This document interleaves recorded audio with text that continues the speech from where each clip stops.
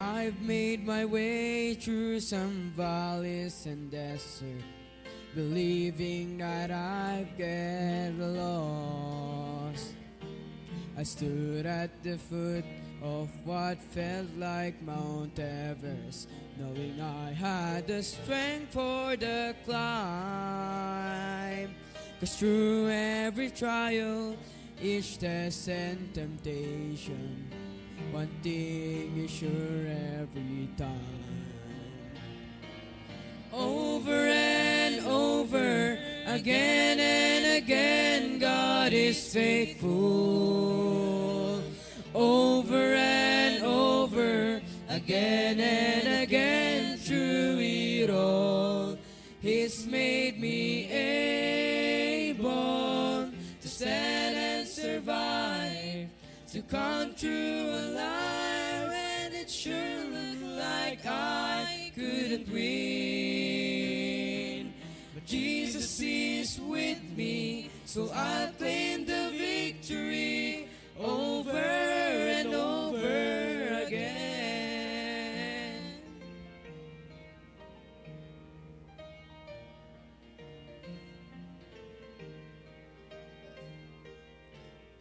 Ask me why, I have no hesitation. God does what He says He will do. Well, I'll simply say every battle has taught me there's nothing He won't help me through. So why should I dwell on the hardships and struggles when I look just beyond them? I see the way this will end is with great celebration, and deep in my heart I believe.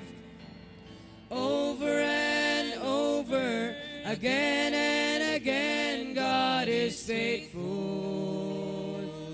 Over and over, again and again, through it all, He's made me able to stand and survive, to come through alive, and it sure looked like I couldn't win. But Jesus is with me, so I'll claim the victory over and over again. Over and over, again and again, God is faithful.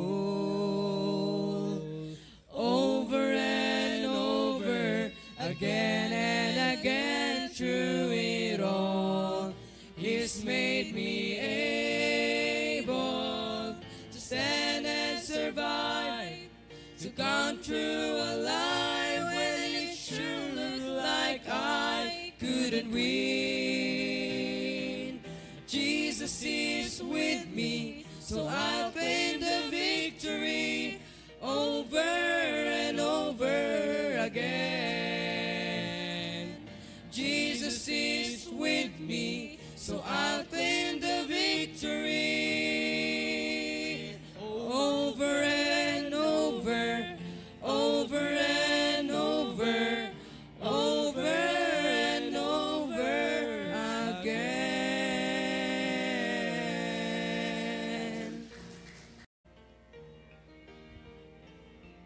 Yes.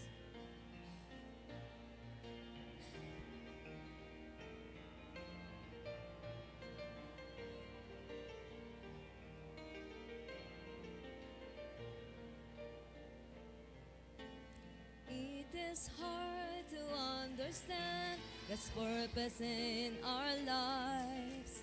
It is hard to obey the perfect will of God.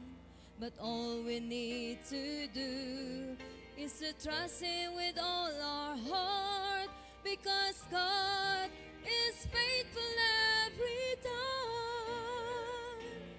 God is faithful every time. He will never leave you. God is faithful every time. He will now protect you All things are come with a purpose. Whether it is hard, still God knows what is best, because God is faithful every time.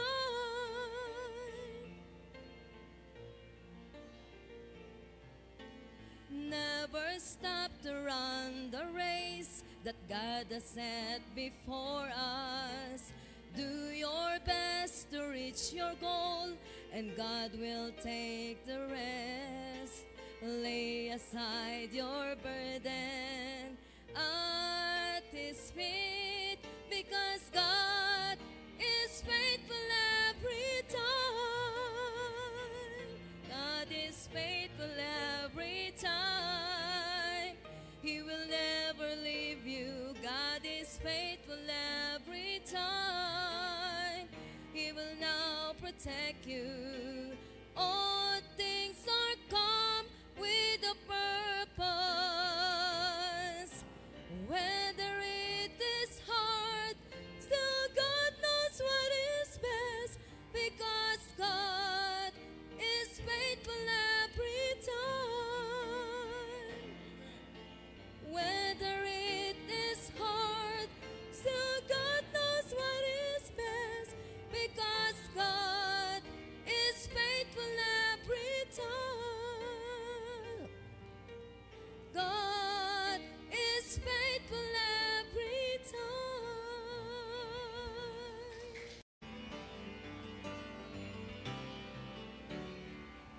Lately I've been through some testing and trials.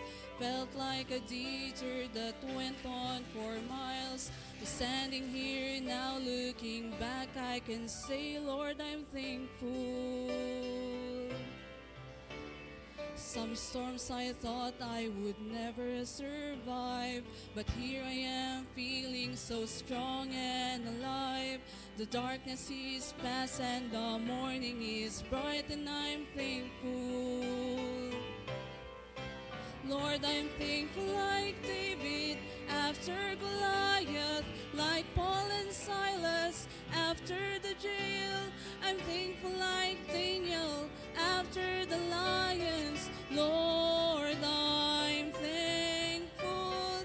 Thankful like Noah back on dry ground. Thankful like Lazarus finally on wood. Every beat of my heart wants to pound. I'm thankful, Lord, I'm thankful.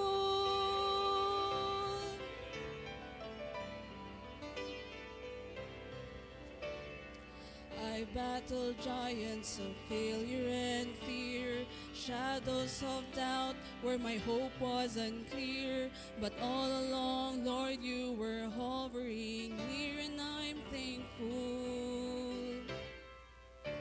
All the seas of my past were a thundering roar that echoed the guilt that I could not ignore. But it's nailed to a cross, and I hear it no more, and I'm thankful. Lord, I'm thankful like David after Goliath, like Paul and Silas after the jail. I'm thankful like Daniel after the lions. Lord, I'm thankful. Thankful like Noah back on dry ground. Thankful like Lazarus finally on wood. Every beat of my heart wants to pound. I'm thankful, Lord, I'm thankful. Thankful like Noah back on dry ground. Thankful like Lazarus finally on wood. Every beat of my heart wants to pound. I'm thankful, Lord, I'm thankful. I'm thankful, Lord, I'm thankful.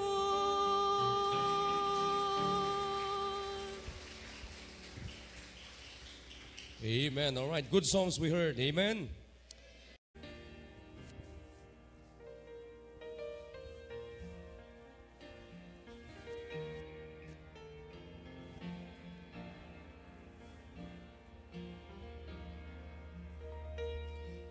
When the hurt goes deeper than the deepest place your heart has ever known. When you're standing in your darkest trial and it seems you're standing all alone. When the tears fall down like bitter rain and you're wondering if the sun will shine again. In the midst of disappointment, look around, you'll find a faithful friend. He's walked through my darkest valley, shining light upon the lily by the way. He has picked me up and held me when I thought I could not face another day. And when my heart had stopped its singing and my mind was simply searching for an end, I can tell you by experience, I found a faithful friend. Jesus is a friend that sticks closer than any brother ever can. When the ones that you have trusted proven true, on Him you can depend.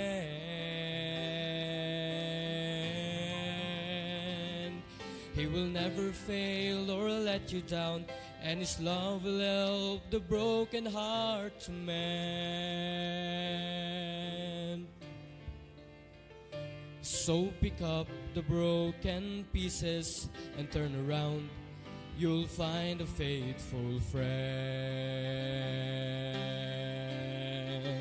He's walked through my darkest valley, shining light upon the lily by the way. He has picked me up and held me when I thought I could not face another day. And when my heart had stopped its singing and my mind was simply searching for an end,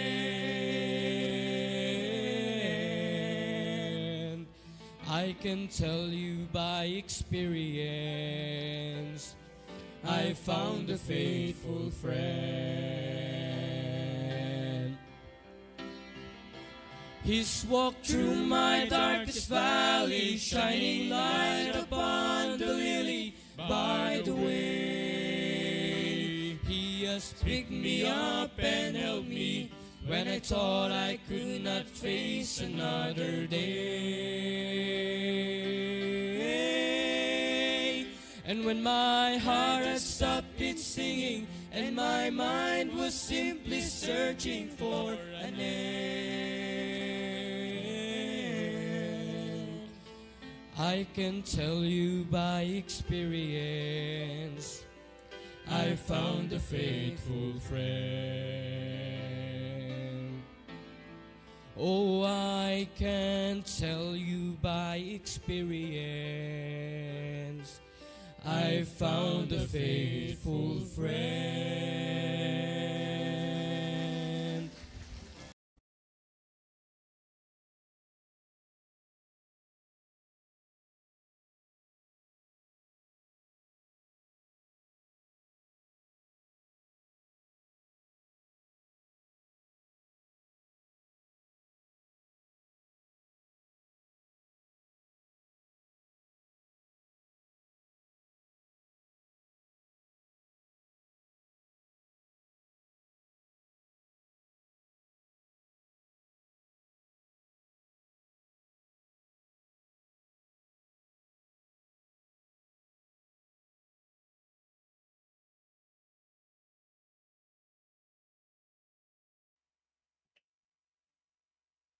Good morning po sa ating lahat. Yan, isang mapagpalang umaga po muli sa bawat isa po sa atin. Ngayon po ulit ay Tuesday. Yan, kami na naman po ang inyong host. Yan, para po sa mga high schoolers. And syempre para sa ating lahat, yan, mga members ng ating simbahan. Kaya good morning po sa ating lahat. Ayan, at bago po kami magtuloy-tuloy, gusto po muna namin kayong batiin isa-isa. And check natin kung meron mga high schooler dyan na nakikinig sa umagang ito. Ayan, sige pong, pakibati mo nga yung mga naka-live dyan sa ating Diyan live po stream. especially andyan po yung ating mahal na pastor. Good Good morning, morning po. po. Kay Sister Zia, good morning po. Kay Ma'am Heidi Sanet, good morning po. Kay Ma'am Mayra Salarzon, good morning po. Kay Ma'am Rolin San, good morning po. Kay Ma'am Gina Manzano, Morning, ma'am. Sir Ariel, good morning po. Ma'am Agapita, good morning po. Ma'am Joyce, good morning po. Joyce, good morning, ma'am. Sir Digno, good morning po. Sir Morning po. Bore, good morning po. Jan Emmanuel, good morning. Ayan, si Jan Eman. Morning. Ha? Ay, sila pa lang. Ayan, good morning po sa inyo. 8 viewers. Ayan, good morning po sa inyo. Ating 8 viewers. Ayan, si Jan Eman lang at si Ziyang high schooler. Ayan, mga parents, total nanonood naman po kayo. And bakit hindi nyo po munang isingin or tawagin yung inyong mga anak, lalo yung mga high schooler yan, para makapakinig ng ating devotion. Kasi napakaganda po ng ating pinag-uusapan, all about planning. All about planning, making a plan. Ito po ay napakaganda at naniniwala po ko na kahit high schooler sila, kahit mga high schoolers, ay ito'y kagamit-gamit. Kung sa mga adult, mga parents, ay napakaganda na merong plano, di maganda rin sa inyo, mga high schoolers. Maganda rin sa atin, mga young people. Kaya nga itong verse natin na 1 Corinthians chapter 14 in verse number 40, sabi ng Bible, let all things be done decently and in order. And to make everything done decently and in order, tinuturuan tayo dito sa ating simbahan to make a plan. Yan, tinuturuan po tayo dito na ano ang plano mo araw-araw. Yan, what is your plan for every day? Last time, binanggit ko nga po yung isang importance ng planning. Ayan, importance ng planning na alam mo yung gagawin mo at may iwasan mo yung hindi mo dapat gawin. Ayan, may iwasan mo yung hindi mo na dapat gawin. And another importance po ng planning or kagandahan na merong plano is planning ensures clarity in thoughts and actions. Planning ensures clarity in thoughts and actions. Ito ay magbibigay sa iyo ng kasiguraduhan na meron kang klaro, maliwanag na kaisipan, iniisip at gagawin para sa araw po na yan. So, yan yung isa sa kagandahan ng meron kang plano. With planning,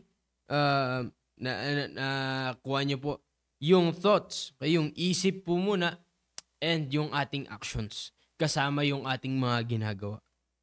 So, ibig sabihin, yung mga ginagawa po natin ay kinakailangan pinagpaplanuhan rin po. Yung iisipin mo para kinabukasan, pinagpaplanuhan rin pala yan. So, kung ikaw ay meron pong plano, you have meron kang fixed na mind, meron kang fixed mind, meron kang set na kaisipan, yan, naiisipin. Because you have a fixed decision. Yan, meron ka ng fixed na decision. Bakit? Kasi meron ka ng plano. Tanda po natin that every day, araw-araw, we make decisions. We make decisions gumagawa po tayo ng desisyon araw-araw. Yung paggising nga pa lamang dinidesisyonan na yan. Okay? Dinidesisyonan na yan. Kung kagabi, wala kang plano. Diba? Kung wala kang plano, kinabukasan, gigising ka kung kailan mo gusto. Gigising ka kung anong oras mo gustong bumangon. O gumising. At babangon ka kung kailan mo gustong bumangon. Okay? So every day, gumagawa po tayo ng desisyon. Okay? Gumagawa po tayo ng desisyon. But with planning, again, through planning, you are making your mind fixed. Okay? You are making your mind fixed. You are making a clear decision. Ayan. Hindi natin alam. Pag tayo po ay nagpaplano, yan na rin yung ginagawa mong desisyon para sa kinabukasan. At nagkakaroon ka ng maayos na kaisipan. Okay? You have a set mind. Okay? So, ibig sabihin po, hindi ka na malilito. Okay? Hindi ka na malilito anong gagawin mo, anong decision mong gagawin. Ito kaya ang gagawin ko. Ano kaya ang gagawin ko? Or, ito kaya? Or sa susunod na lang. Okay? But with planning, hindi ka na malilito. Wala ka ng ganyan. Okay? Wala ka ng ganyan because you are set. Again, you are fixed. Okay? Because you are planned. Okay? Planado ka na. Okay? Planado ka na. So, with planning ensures clarity in thoughts and actions. Kaya number 1 po na makikita natin dito, and it is very basic. Very basic points na gusto ko pong ibigay sa inyo, that planning makes you prepared every day. Di ba? Napaka-basic. Planning makes you prepared every day. Okay? Pero dito po, ang ating pinag-uusapan na i-prepare or preparation is planning makes you prepared every day. Prepared in what? Prepared in your thoughts and in your actions for every day. Okay? More specifically, for tomorrow. Kasi, sinasabi nga nating pastor, kailan ka gagawa ng plano? Bago ka matulog. Okay? Bago tayo matulog. Para kinabukasan, you have your thoughts, you have your actions prepared. Okay? You have your actions prepared. Maalala niyo po yung verse na Proverbs chapter 16 in verse number 1? Yan. Babasahin po namin sa inyo. Yan, Proverbs. Yan, buksan niyo Bibles niyo. Proverbs chapter 16 in verse number 1. Okay? Proverbs chapter 16 in verse number 1.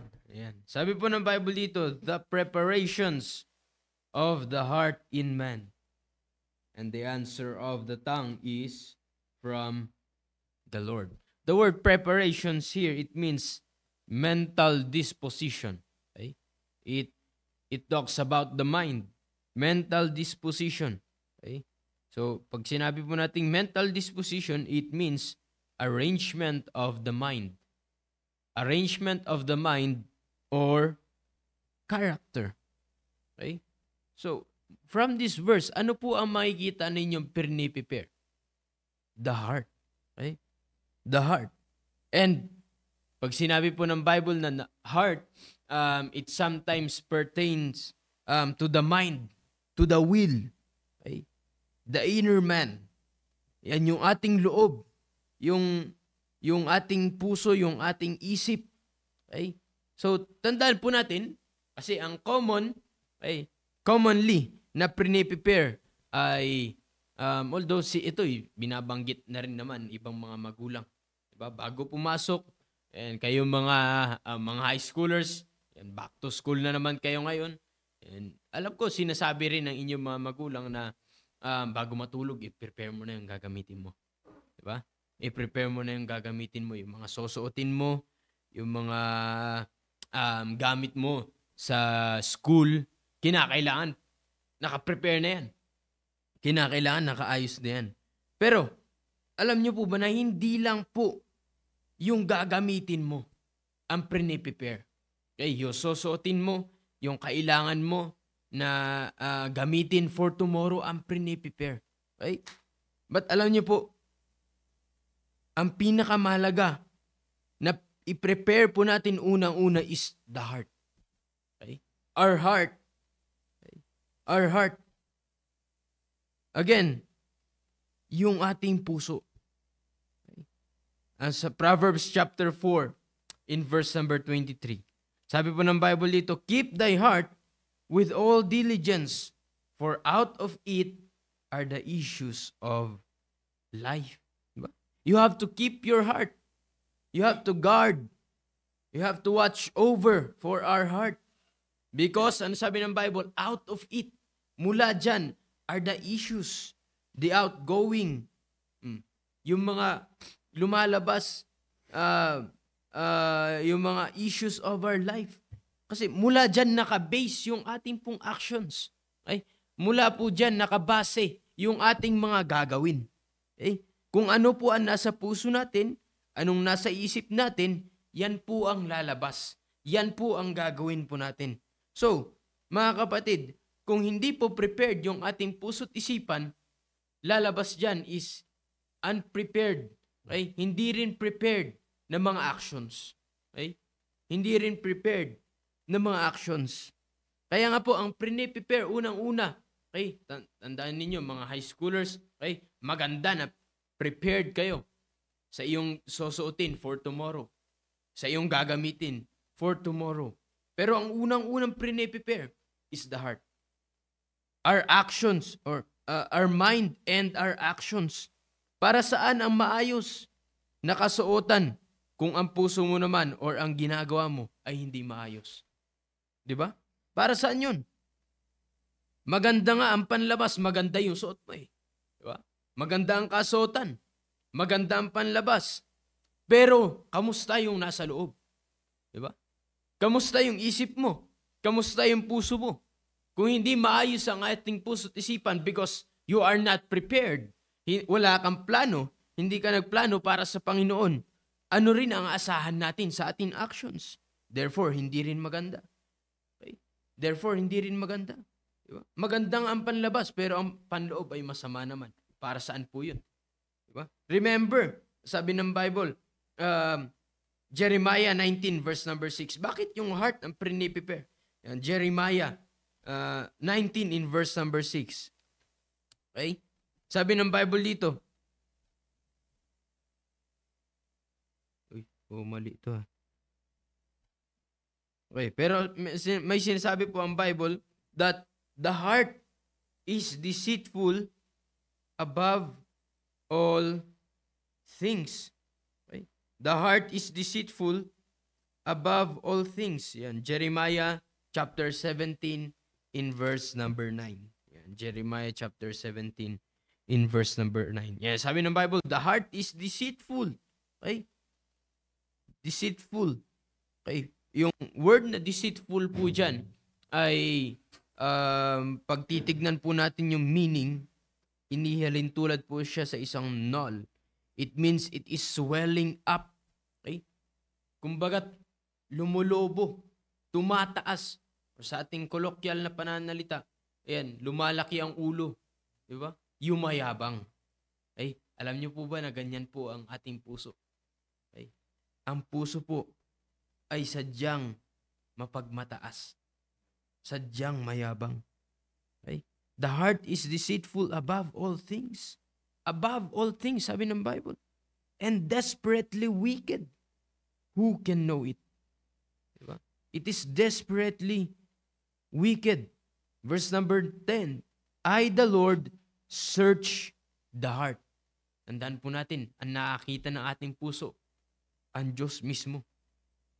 I try the reins, even to give every man according to his ways, and according to the fruit of his doings. Okay? Kaya nga, we have to make our heart prepared. We have to make our actions prepared. Okay?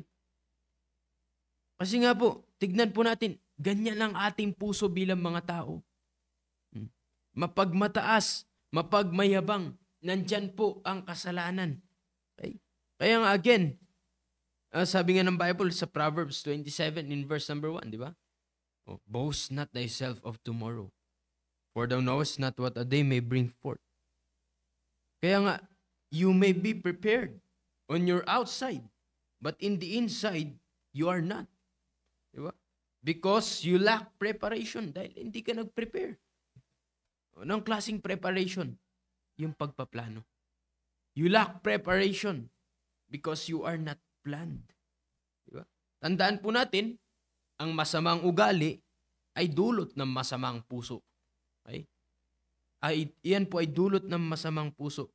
Kaya nga po, dito po sa ating simbahan, napakaganda na itinuturo ng ating pastor, napakaganda ng gusto niya mangyari natin that every day ay meron kang plano para sa Panginoon.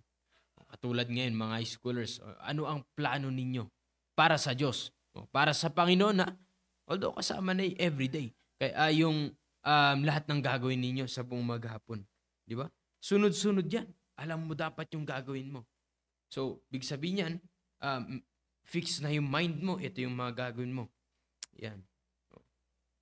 So, therefore, kung fix na ang iyong mind, fix na rin yung actions mo. Kasi yan yung mga gagawin mo. Yan, alam mo na yung gagawin mo. Alam mo na yung gagawin mo. Kaya nga, planning makes you prepared every day. In our thoughts, in our actions.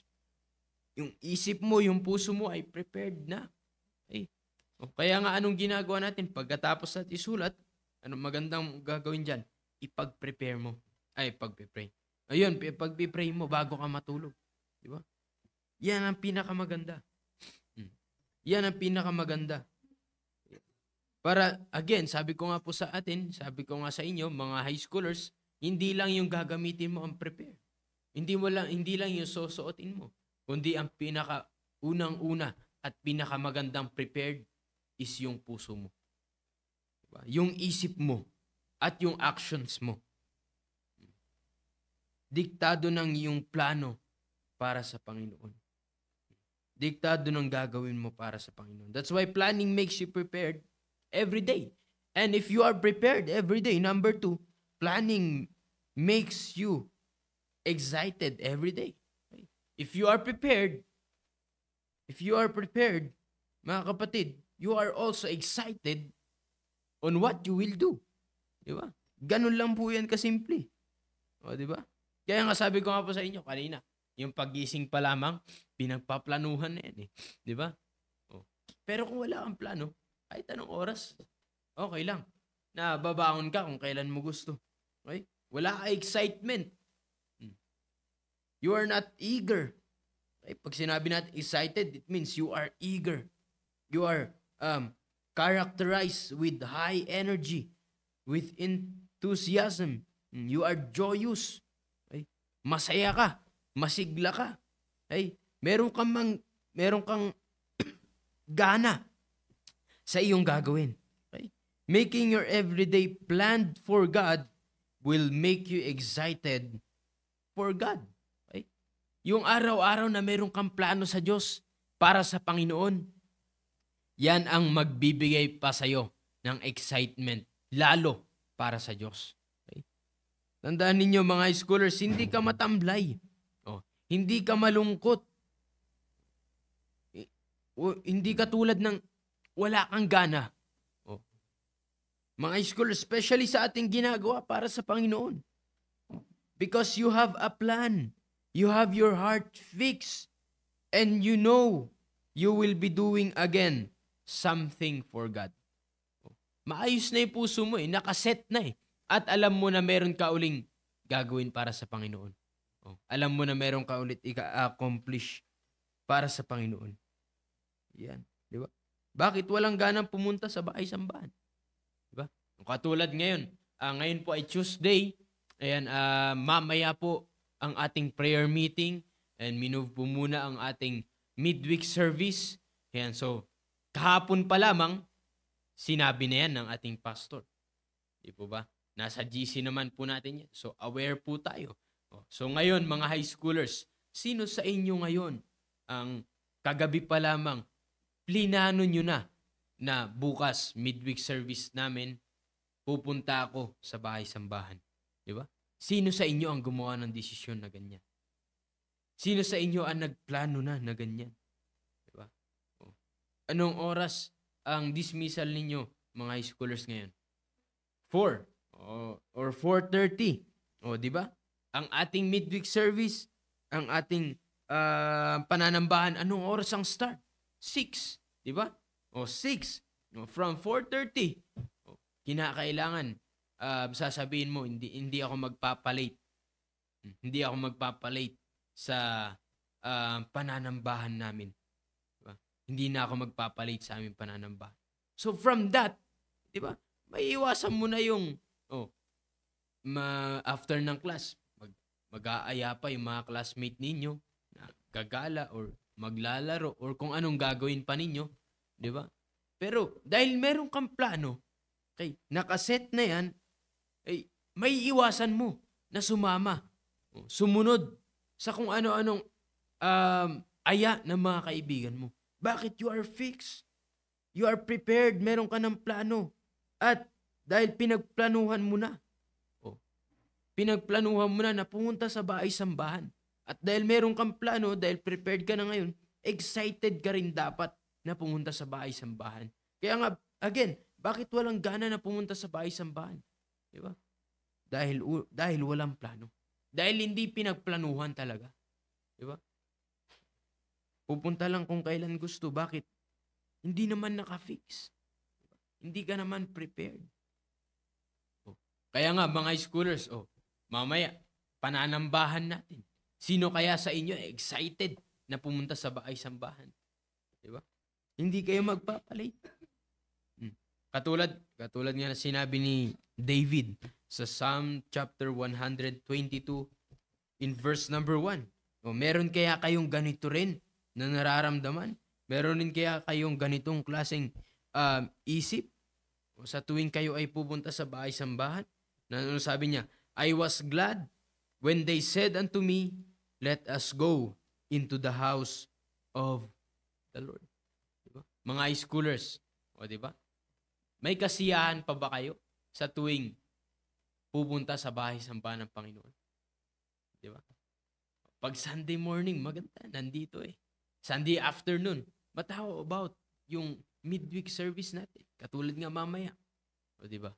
May plano ka bang umattend? Diba? May plano ka ba na umattend?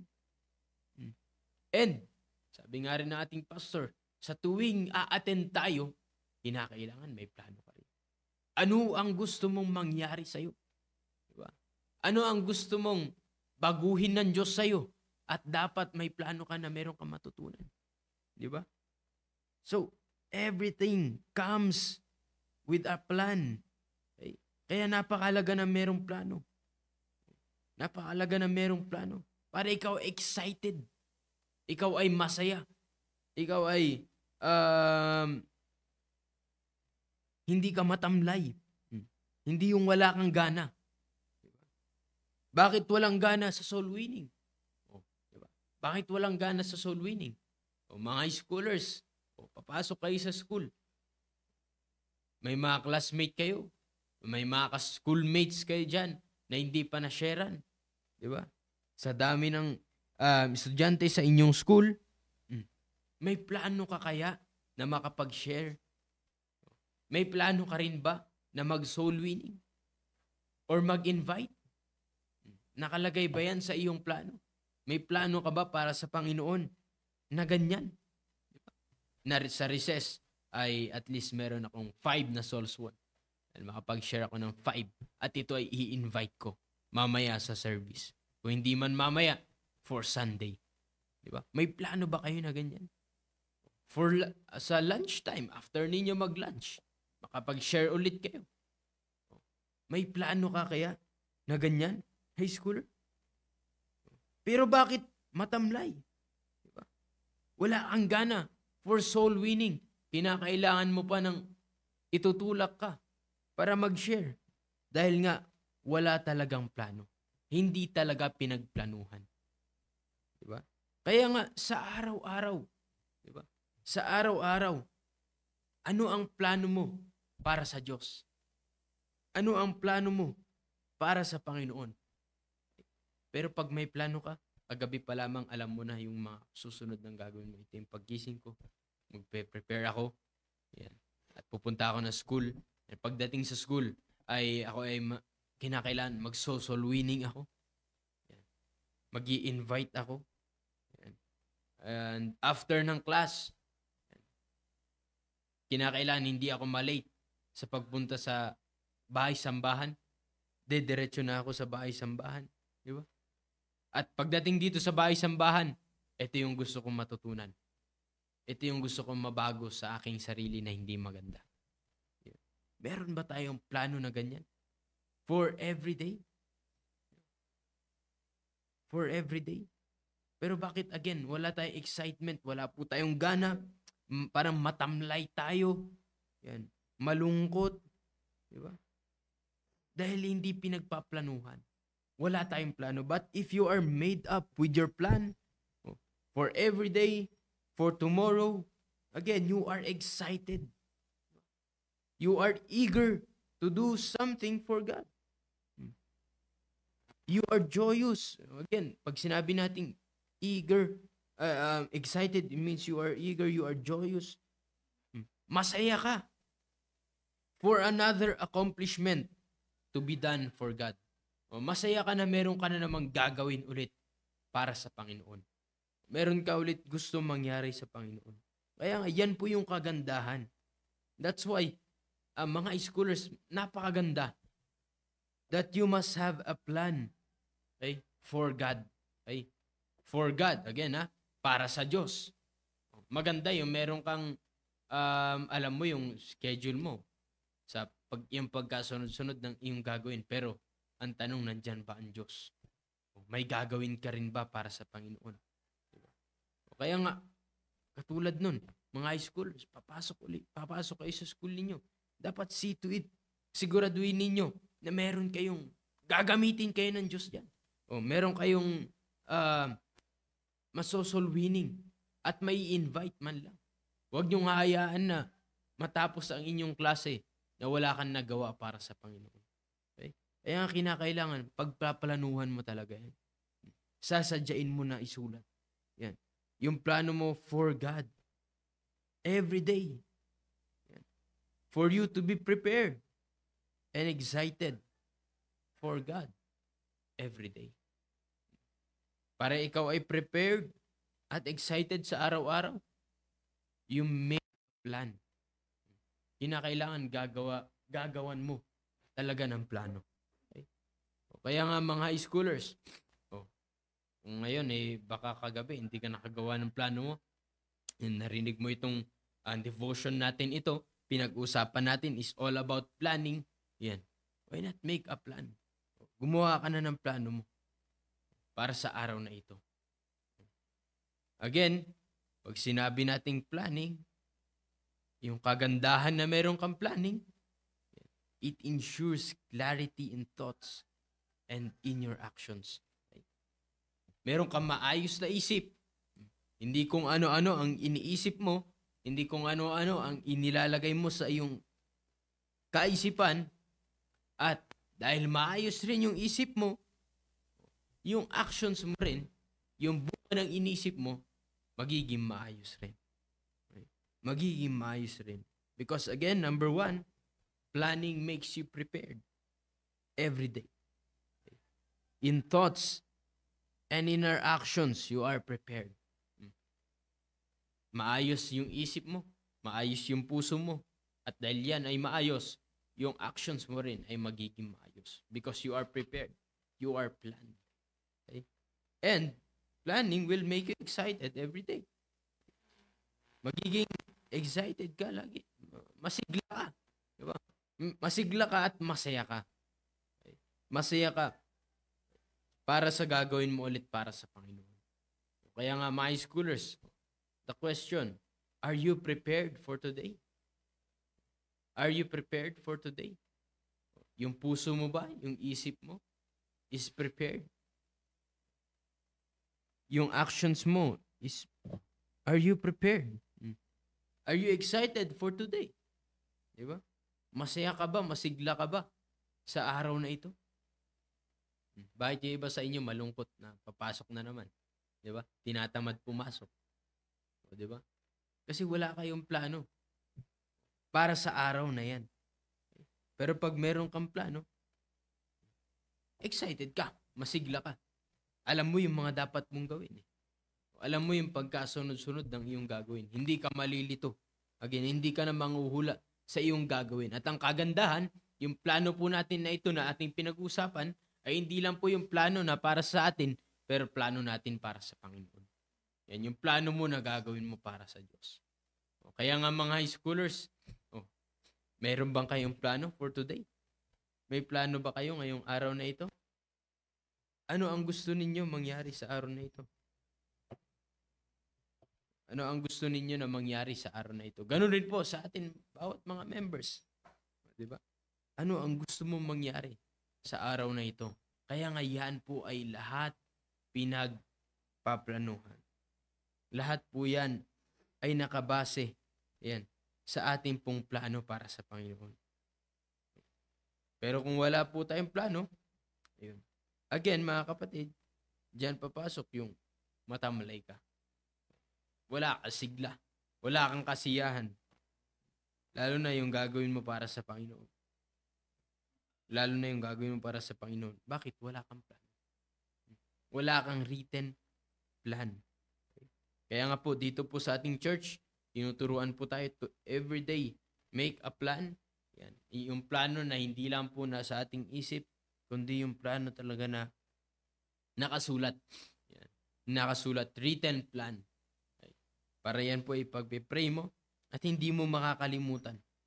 Sunod-sunod. In order po yung ating gagawin. You are prepared. And dahil you are prepared, ay masaya ka. Na yan ay gagawin mo para sa Panginoon. Kaya naniniwala po ko sa mga ibang members ay meron tayong maliwanag na plano ay sa araw po na ito. Ay plano para sa Panginoon. And same as with the high schoolers. Kaya nga mga high schoolers, ano yung plano nyo sa araw na ito? Meron ba kayong maliwanag na plano sa araw na ito? Ikaw pong meron ka bang ginawang plano sa araw na ito? Para sa Panginoon, meron ka bang maliwanag na plano sa Panginoon po? Ano yung, ngayon sa pinag-usapan natin, ano yung natutunan mo bakit maganda na merong plano araw-araw? Sige, sabihin mo nga muna ano yung natutunan mo. Bakit maganda na merong plano? Yan, bago mo sabihin yung plano mo for today. Sige. Ang natutunan ko po ay yung planning po, ito po yung nag-ensure ng clarity in thoughts and in action at kailangan po natin palaging gumawa ng plan dahil yung plano po, because planning makes us prepared in every day. And piniprepare na po tayo in our action and at sa mga gagawin po natin. At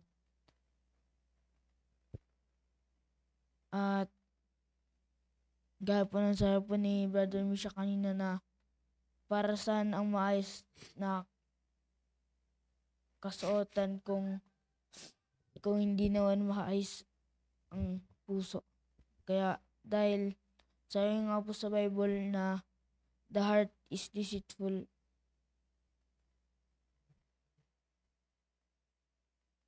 The heart is deceitful in all. At itong plano ko naman po ay magkatapos po ng devotion, maligo po, tapos kakain. And kung may iba pa pong papagawa at pupunta po ng school at mag-soul winning po muna bago po mag-time at magkaklase sa break time po. Kahit may ma-soul winning lang po akong kahit meron lang pong dalawa at pagkatapos po ng break time magkaklase ulit, tapos mag-lunch, tapos lunch, mag-soul winning po. At katapos po mag-soul winning, magkaklase. Tapos uuwi na po. At magbe-prepare na po sa service.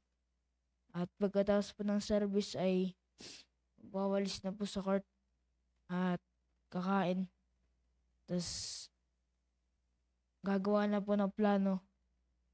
At ipagpapray po. At tulog na po. Yun lang.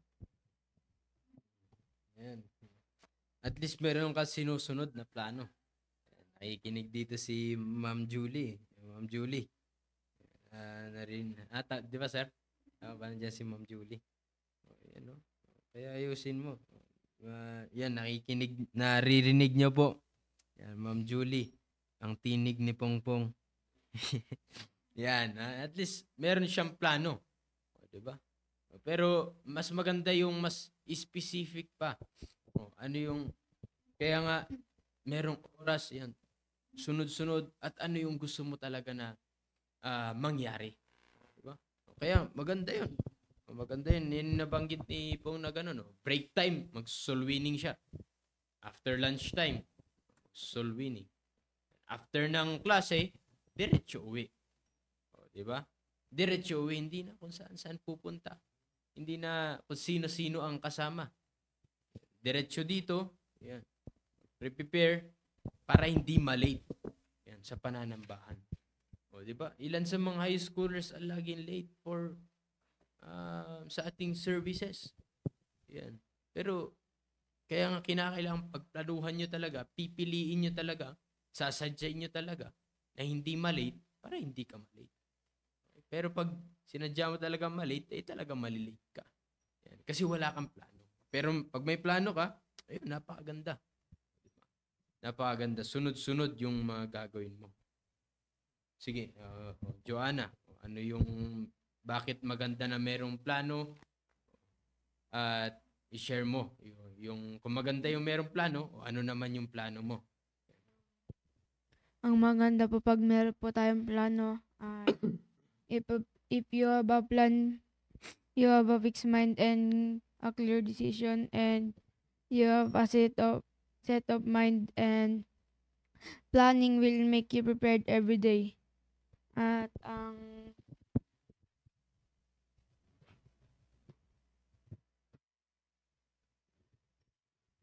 plano ko po ang schedule ko po ngayong araw na to ay after devotion po 6:20 po maglinis po sa CR at 6:40 po maligo po tapos magbihis at 6:50 po mag-prepare po ng pang lunch at 7 o'clock po pumasok po and 7:20 po to 9:40 class hours and 9:40 to 10 o'clock at mag-soul winning po ako ng 5 and 10 o'clock to 12 o'clock po class hours ulit at 12 o'clock to 1 is lunch po tapos mag-soul winning po ulit ako ng 5 at 1 o'clock to 4 class hours at 4 o'clock to 4:40 filming po at 5 o'clock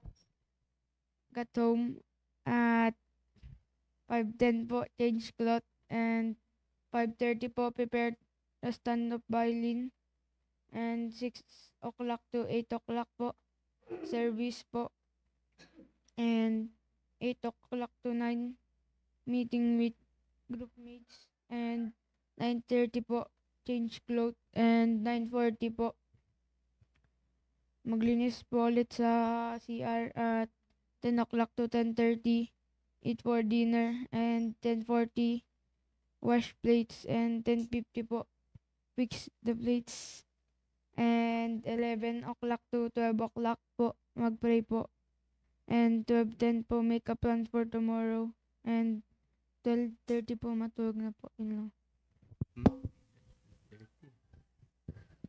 Good morning po. Ang natutunan ko po ngayon, pag may plano ka, planning makes you happy. It makes you prepared every day. At pag meron po tayong plano, ine-ensure niya po planning ensures clarity and in thoughts and in action. At dapat po, the very important thing that we need to prepare is our heart. Kasi po, sabi nga po ni Kuya Masha kanina na ang heart po ay deceitful. At pangalawa po, planning makes you excited. At making your everyday plan for God I will make you excited for God. At ang plano ko po ngayong araw ay pagkatapos po ng devotion ay maglinis po sa auditorium at 6 o'clock to 6:10 maglinis po sa auditorium, 6:10 to 6:20 prepare for school, 6:20 to 6:30 eat breakfast, 6:30 to 7 o'clock go to school, and 7 o'clock to 7:20 review for quiz while waiting the teacher, 7:20 to 7:40 flag ceremony, 7:40 to 8:40 class, 8:40 to 9:40 class. Ang goal ko po sa lahat ng klase ko hindi po matutulog at makinig. At 9:40 to 10 o'clock break time, at pagkatapos ko po kumain ng break time mag-swimming po at least 5, and 10 o'clock to 11 klase po ulit, tas 11 o'clock to 12 may klase po ulit, at 12 o'clock to 1 lunch time at mag-swimming po ng 5 ulit.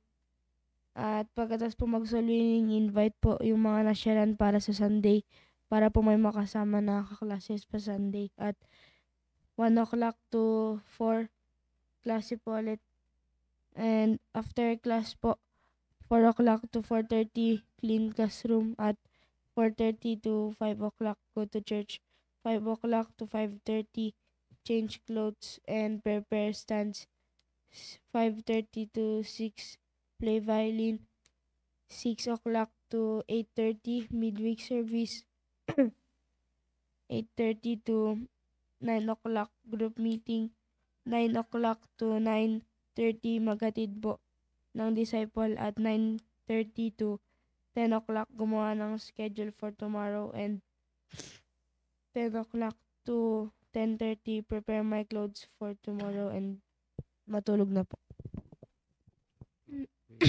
Natutunan ko po ay magpaplano po tayo ay gawin po natin sa buong puso, at plano ko po ngayon ay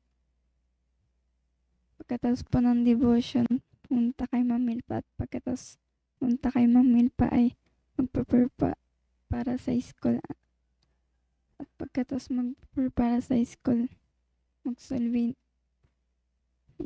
magsusulwining muna ako, at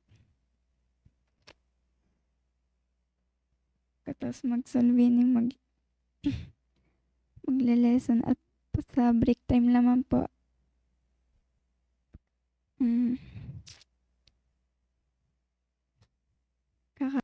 pagkatapos po ng break time kakain, pagkatapos po ng magsusulwining muna, at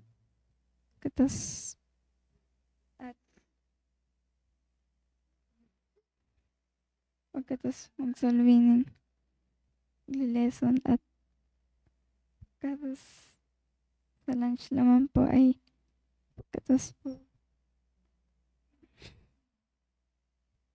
kumain magsusulwining, pagkatapos mag-break sa lunch magle-lesson, at sa uwian naman po makapag-solwining po, at pagka-uwi galing sa school maglilinis sa hallway at magpe-prepare sa services, at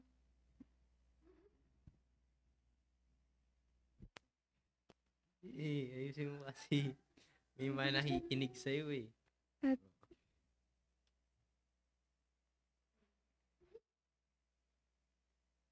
pagkatapos ng service maglinis, at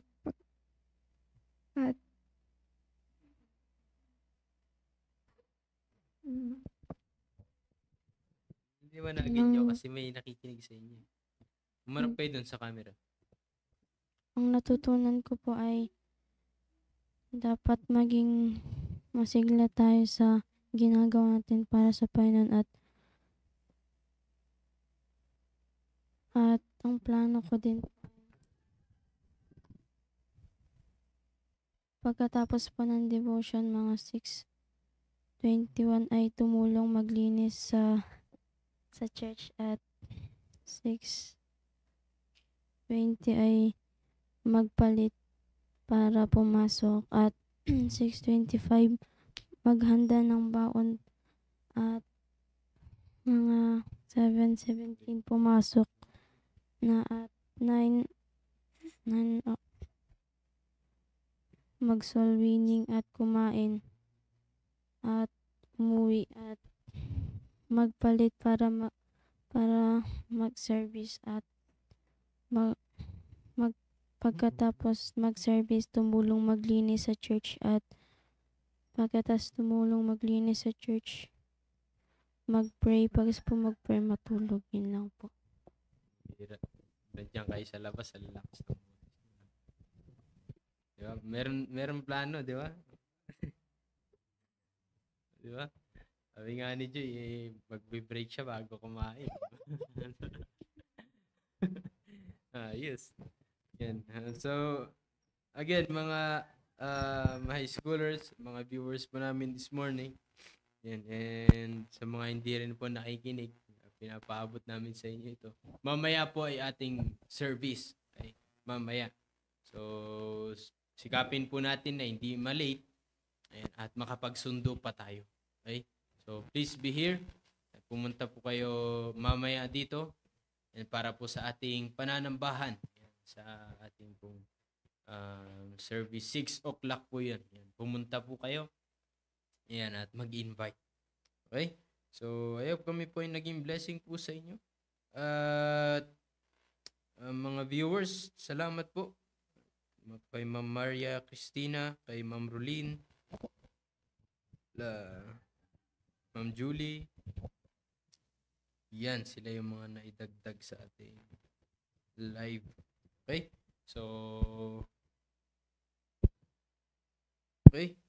Wala naman na po kami nakalimutan na batiin. Yan, sa umaga pong ito. Ha? Ay, si Kitli. Yan, Kitli, good morning. Yan, thank you.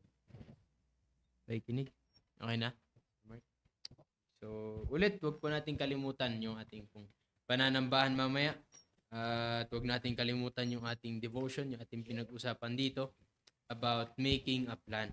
Mga high schoolers, kung sa mga adults, mga parents ay maganda na merong plano, sa inyo maganda rin yun. Sa atin po, mga young people ay maganda rin na merong kang plano ay para sa Panginoon. Okay? So, sige po, tayo ay magwawakas sa panalangin. Manalangin po tayo. Dakilang Diyos, salamat Panginoon sa natapos na devotion. Salamat po sa aming pinag-usapan patungkol po sa pagkakaroon ng plano sa araw-araw. Pagpalain niyo po ito sa aming puso at isipan.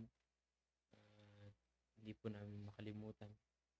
Tulungan niyo po kami, Panginoon, na yung mga sinet namin na plano for today ay magampanan po namin para po sa inyo.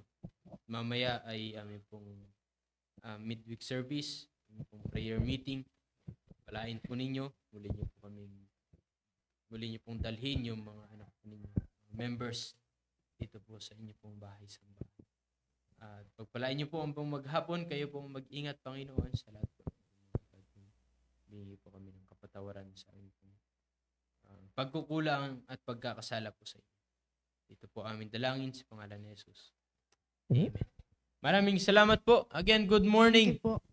And God bless po sa inyo.